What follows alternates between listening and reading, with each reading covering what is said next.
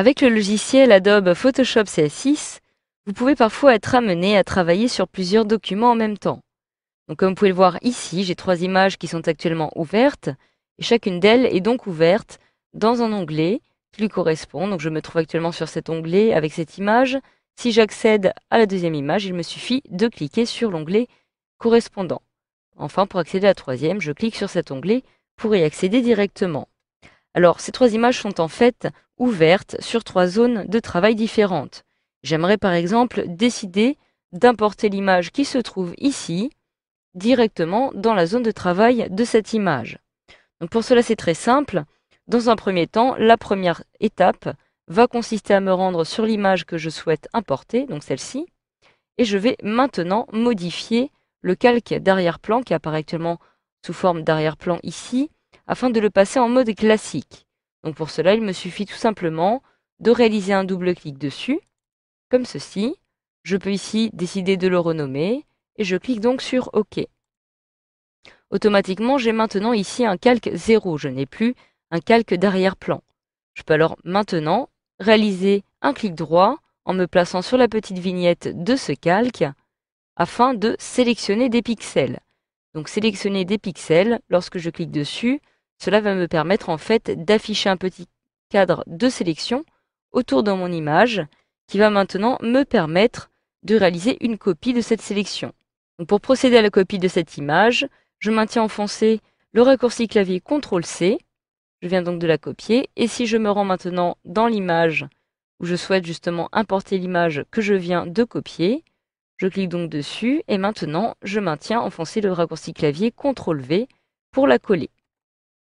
Automatiquement, je viens d'avoir un nouveau calque qui apparaît dans ma zone de travail. Il s'agit donc du calque que je viens de coller. Je vais donc désormais pouvoir travailler à l'aide de ces 2 images sur un même champ de travail. Alors une fois que vous avez par exemple décidé de coller plusieurs images dans votre champ de travail, vous pouvez à tout moment modifier le type d'affichage de ces images. Donc pour cela, je me rends dans le menu Fenêtre qui apparaît ici tout en haut. Je retrouve ici Réorganiser et je peux par exemple choisir parmi les différents modes qui me sont proposés ici. Je retrouve ici Juxtaposer.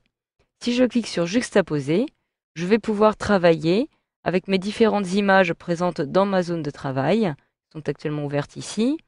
Et donc cela est très pratique, vous pouvez ainsi naviguer au sein de vos différentes images à l'aide des petits ascenseurs qui apparaissent sur les côtés.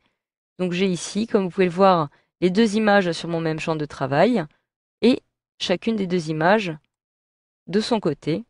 Donc cela est en effet très pratique si vous souhaitez par exemple comparer vos différentes images.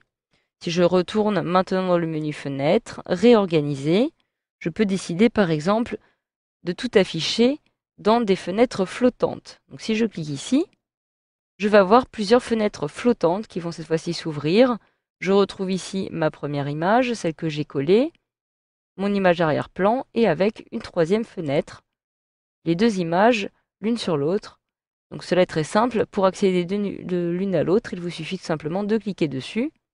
Et vous pouvez de la même façon décider de les redimensionner, comme vous pouvez le voir, pour avoir une vue plus simplifiée.